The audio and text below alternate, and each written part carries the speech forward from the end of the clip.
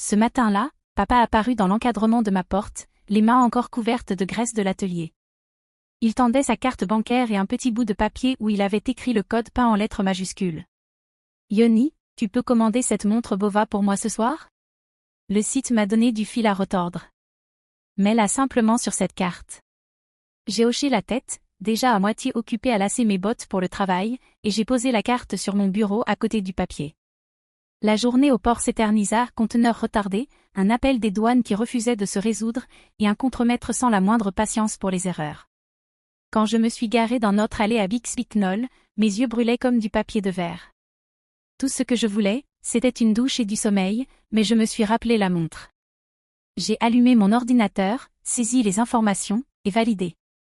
L'écran a clignoté en rouge. Transaction refusée. Fonds insuffisants. J'ai froncé les sourcils.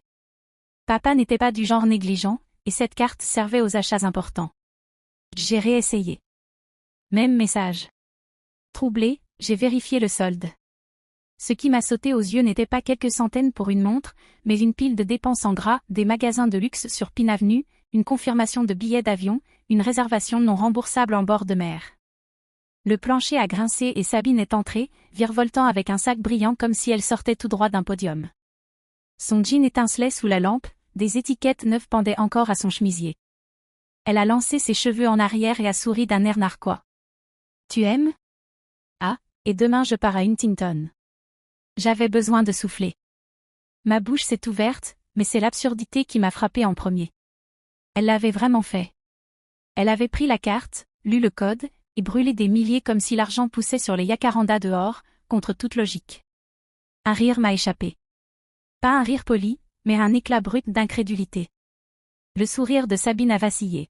« Qu'est-ce qu'il y a de drôle ?» lança-t-elle, en changeant son sac de bras. Avant que je puisse répondre, les bottes de papa martelèrent le couloir. La porte s'ouvrit à la volée, son visage cramoisi, la mâchoire crispée, la voix faisant trembler les murs. « Qui m'a volé mes 20 000 $? » Sabine s'est figée, sa couleur disparaissant aussi vite qu'elle avait brillé. Le sac a glissé de sa main, répandant du papier de soie sur le tapis. Et en cet instant suspendu, j'ai compris que l'équilibre ancien de notre maison s'était fissuré, et qu'il n'y aurait aucun retour simple à ce que nous étions avant. Le matin qui suivit l'explosion de papa, je partis avant que la maison ne s'éveille. Le port était déjà en mouvement, les grues dressées vers le ciel comme des arbres de fer, les moteurs grondant sur le terrain. Je parcourais les rangées de conteneurs, carnet en main, vérifiant les scellés, écoutant les grésillements des radios. Mon travail était routinier mais stable, le genre de tâche qui enseigne la patience. Le fret ne bougeait pas plus vite parce qu'on le voulait. Il avançait quand la marée, les papiers et les horaires s'alignaient. J'économisais chaque dollar en trop. Parfois je sautais le déjeuner, mettant l'argent de côté sur un compte que je consultais rarement. Chaque dépôt était une brique de plus vers un projet que je gardais secret. Un jour, lancer mon propre petit cabinet de conseil, aidant les expéditeurs qui n'avaient pas la patience de gérer retard et code. Ce n'était pas prestigieux, mais c'était le mien. Sabine vivait dans un autre monde. Elle appelait ça la liberté. Des nuits dans le centre de Long Beach, des cocktails sous les néons, des matins où elle ne se levait pas avant que le soleil soit haut. Ses réseaux sociaux débordaient de sourires, d'amis accrochés à ses épaules, de légendes parlant de vivre l'instant. À la maison, elle racontait des histoires de fêtes et de rencontres improbables avec des gens qui la comprenaient. Mes parents riaient, leurs yeux brillants de fierté. Sabine illumine une pièce, avait dit papa une fois, comme si le charme était une monnaie. Maman ajoutait toujours, elle trouvera sa voie. Elle l'a toujours fait. Jamais je n'entendis la même chose à mon sujet. Mes nouvelles sur un envoi passé en douane ou un nouveau processus que j'avais amélioré récoltaient des hochements de tête polis. Rien de plus. Le travail acharné, semblait-il, ne brillait pas de la même manière. Je me disais que je m'en fichais. Que la discipline comptait plus que les applaudissements. Mais chaque fois que Sabine se baignait dans leur admiration pendant que j'étais invisible, quelque chose se serrait en moi. Le ressentiment était une marée silencieuse, tirant sur les bords de ce que je pensais pouvoir supporter. Quand la vérité de la carte volée s'installa dans le silence de notre maison, je sus que cette marée était enfin en train de tourner, et qu'il ne s'agissait que de temps avant qu'elle ne vienne s'écraser durement contre nous tous. Le vol de la carte bancaire n'était pas sorti de nulle part. Ce n'était que la plus grosse vague d'une marée qui montait depuis des années. Je pouvais la retracer à de petites choses, des billets que j'avais posés sur ma table de nuit, des 20 $ pliés avec soin, disparus le lendemain. Au début, je croyais avoir mal compté ou dépensé sans m'en souvenir, mais le schéma se répétait, chaque disparition coïncidant avec les jours où Sabine arborait de nouveaux bibelots ou sortait le soir.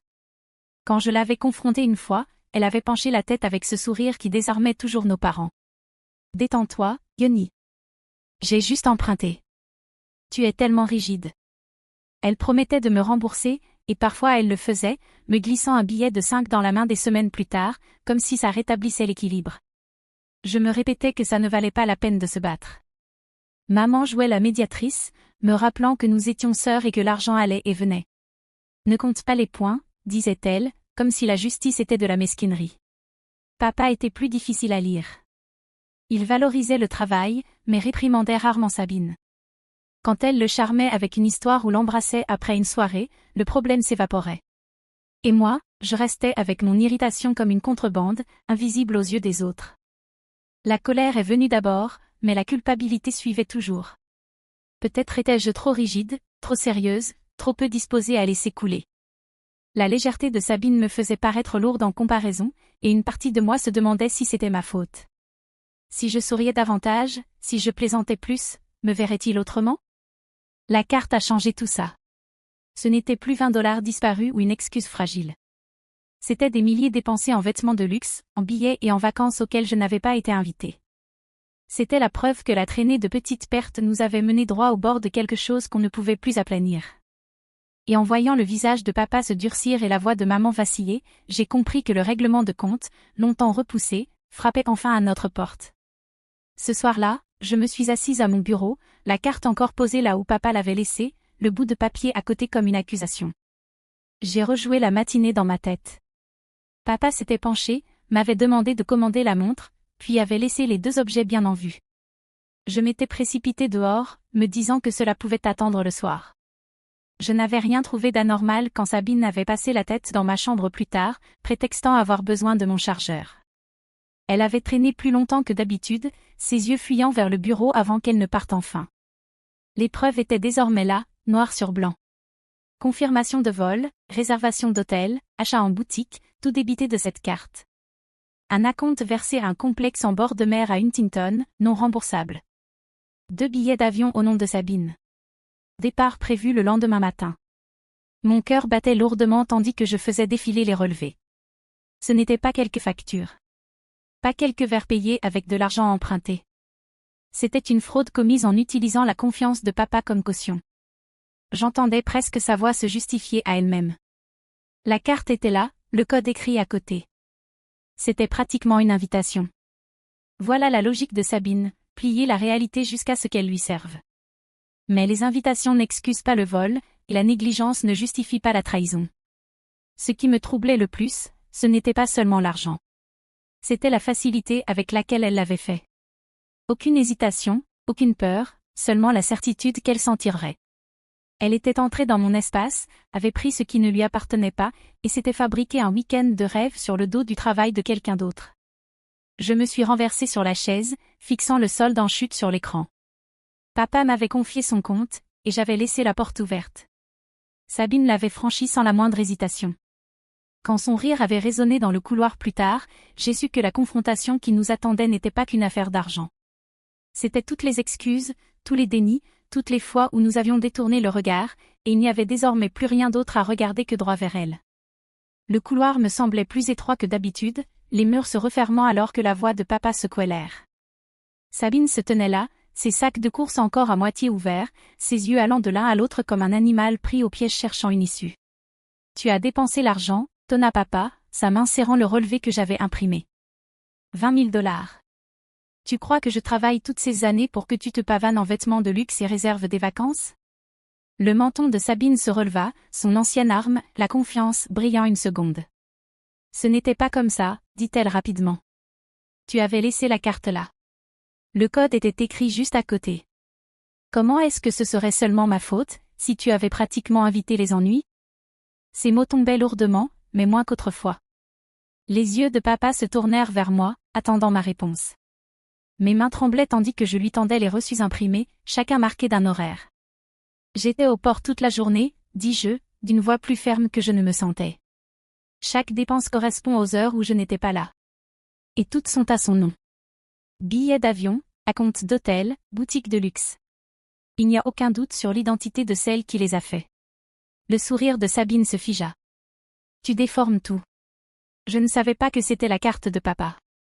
Je croyais que c'était la tienne, Yoni. Je pensais que ça ne te dérangerait pas, après tout ce que tu as accumulé. Le visage de papa se durcit à ces mots. Il me jeta un coup d'œil, puis se tourna de nouveau vers elle, et quelque chose dans son expression changea. Pendant des années, il avait ri de ces histoires, balayé mes plaintes discrètes. Mais maintenant, le poids des papiers et des chiffres pesait dans ses mains, indéniable. Maman apparut depuis la cuisine, s'essuyant les mains dans un torchon, la confusion voilant son visage. « Que se passe-t-il » demanda-t-elle, ses yeux nous parcourant. Je ne répondis pas. Je n'en avais pas besoin. Papa lui remit les reçus et elle les lut en silence, ses lèvres se pinçant. Pour la première fois, les excuses faciles ne vinrent pas. Sabine tenta à nouveau. Plus douce, cette fois. Papa, ce n'était qu'une erreur. Je rembourserai, mais personne ne bougea pour la protéger. L'air du couloir semblait tenir un nouvel équilibre, comme si le sol lui-même s'était incliné sous nos pieds. Et dans ce silence, je sus que le règlement de compte ne faisait que commencer. La maison resta tendue pendant 2 jours. Silence seulement brisé par des ordres brefs et des portes claquées. Papa parlait à peine au dîner, ses yeux fixés sur son assiette. Maman circulait prudemment entre nous, comme si un mot de travers pouvait déclencher une nouvelle explosion. Sabine m'évitait totalement, s'enfermant dans sa chambre comme si le couloir était devenu un territoire ennemi. La 3e nuit, papa nous appela au salon. Il se tenait devant la cheminée, le relevé de cartes plié dans sa main. Sa voix était désormais posée. Pas de cris, pas de colère déchaînée, seulement une certitude froide.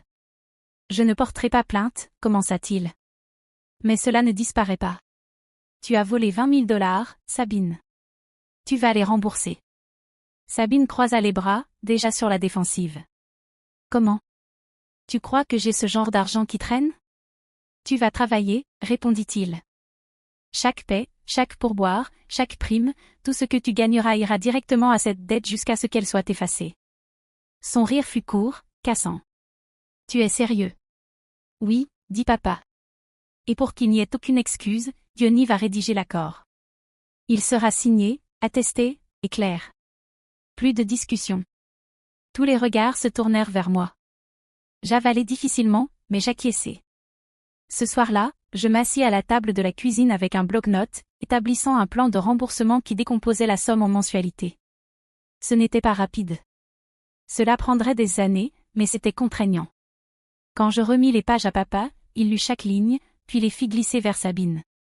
Elle les parcourut, la mâchoire crispée. « C'est ridicule, murmura-t-elle. Vous me traitez comme une criminelle. Tu nous as traités comme des idiots, répliqua papa. Maintenant, tu vas réparer. Un instant, je crus qu'elle refuserait. Puis, d'un souffle sec, elle arracha le stylo du comptoir et griffonna son nom au bas de la page. La signature s'étala sombre et irrégulière, mais elle y était. Papa plia les feuilles et les glissa dans une enveloppe, la scellant comme on ferme un coffre. Le poids dans la pièce se déplaça. Le jugement avait été rendu, non pas au tribunal, mais dans notre salon, et le lent calcul du remboursement venait de commencer. Sabine décrocha un emploi dans un entrepôt à commerce, un de ces endroits où les journées durent 12 heures et où l'air sent la poussière et l'huile. Papa Y conduisit le premier jour, restant près de la voiture jusqu'à ce qu'elle franchisse les portes métalliques. Pour une fois, il ne sourit pas, ne fit pas de signe. Il attendit seulement qu'elle disparaisse à l'intérieur, puis tourna la clé en silence. La première semaine, elle est rentrée avec les mains couvertes d'ampoules et une expression amère. Elle a claqué ses bottes contre le mur, marmonnant au sujet des contremaîtres qui aboyaient des ordres et des collègues qui la traitaient comme si elle n'était personne. À la 2e semaine, elle avait déjà commencé à arriver en retard, des embouteillages, prétendait-elle, bien que tout le monde sache que le bus était toujours à l'heure. La nuit, je l'entendais faire les 100 pas dans sa chambre, le cliquetis des cintres alors qu'elle sortait des vêtements de son placard. Peu après, des pièces de sa nouvelle garde-robe commencèrent à disparaître. Un après-midi, en passant devant une friperie sur Anaheim Street, j'ai vu l'un des chemisiers dans la vitrine, les étiquettes encore pendantes. Elle revendait ce qui avait été ses trophées. Chaque vente lui rapportait juste assez pour payer l'essence ou les courses, tandis que le reste de son salaire allait directement dans l'enveloppe de remboursement de papa. Son éclat social s'éteignit tout aussi vite. Les amis qui inondaient autrefois son téléphone d'invitation se firent silencieux. Les photos de bars bondés et de rires nocturnes cessèrent d'apparaître sur ses fils d'actualité. En passant devant sa chambre, je la surprenais parfois en train de faire défiler de vieilles images, son visage éclairé par un écran qui ne reflétait plus la vie qu'elle avait construite pour l'apparence. Maman, qui s'était toujours empressée d'arrondir les angles, ne se précipitait plus pour la défendre. Elle cuisinait, nettoyait, continuait. Mais lorsque Sabine se plaignait de l'injustice de la situation, maman se contentait de presser les lèvres.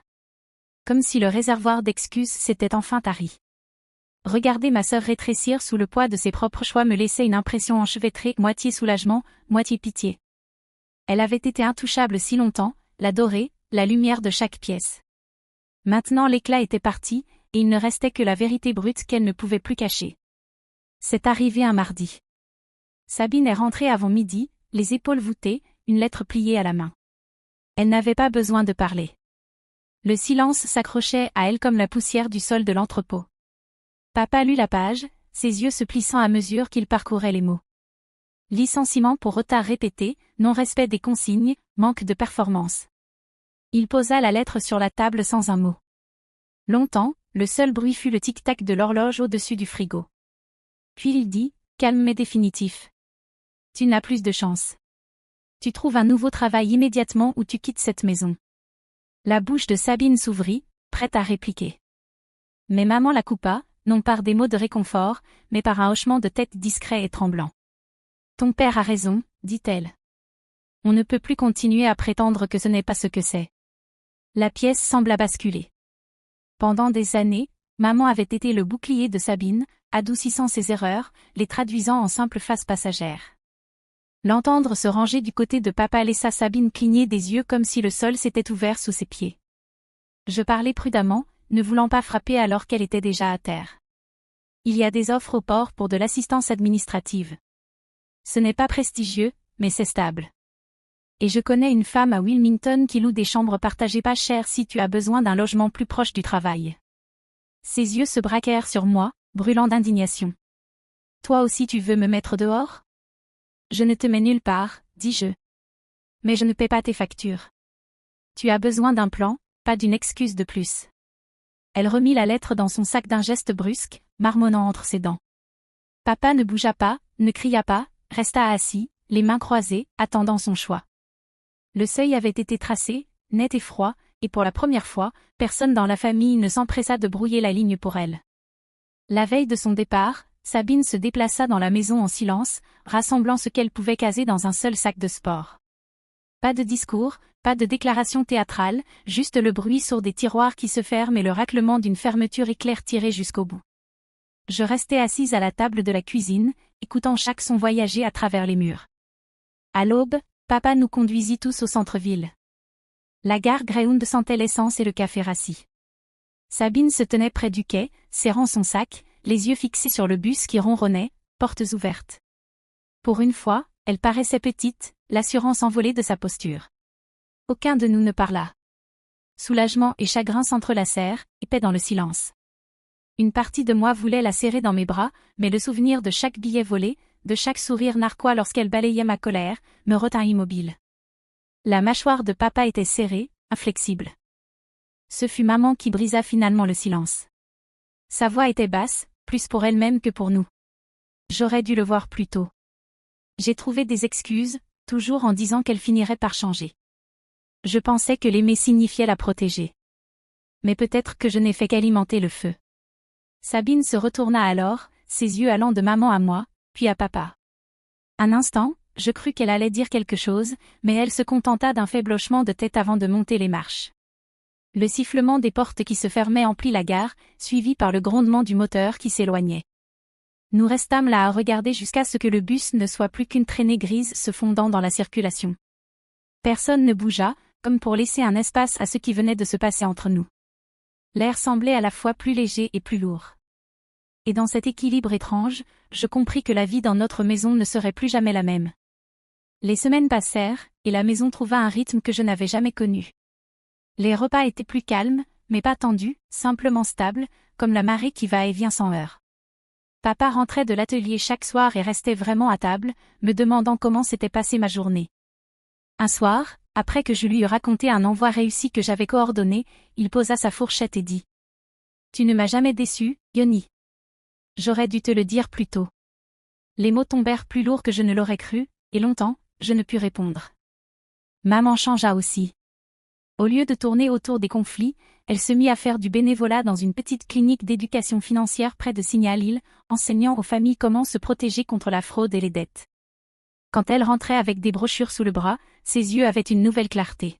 « Je veux m'assurer que plus personne ne laisse l'amour l'aveugler face à la vérité, » me dit-elle, comme si elle se parlait à elle-même. Quant à moi, je signai enfin mon premier client pour le cabinet de conseil que je planifiais depuis des années. Ce n'était pas prestigieux, juste une entreprise de transport maritime de taille moyenne frustrée par des retards en douane, mais c'était à moi. Je louai un petit coin de bureau à Signal-Île, les fenêtres donnant sur les grues au loin, et ressentis une forme de possession que je n'avais jamais connue. Le contrat de remboursement restait dans mon tiroir de bureau à la maison, la signature de Sabine inscrite au bas. Je ne le gardais pas comme une arme ni comme un rappel de son échec. Je le gardais parce qu'il prouvait quelque chose que j'avais appris à la dure. Les limites ne sont pas des actes de vengeance. Ce sont des ancres qui tiennent bon contre les tempêtes. Et avec cette ancre posée, je pouvais enfin mettre le cap vers un autre port.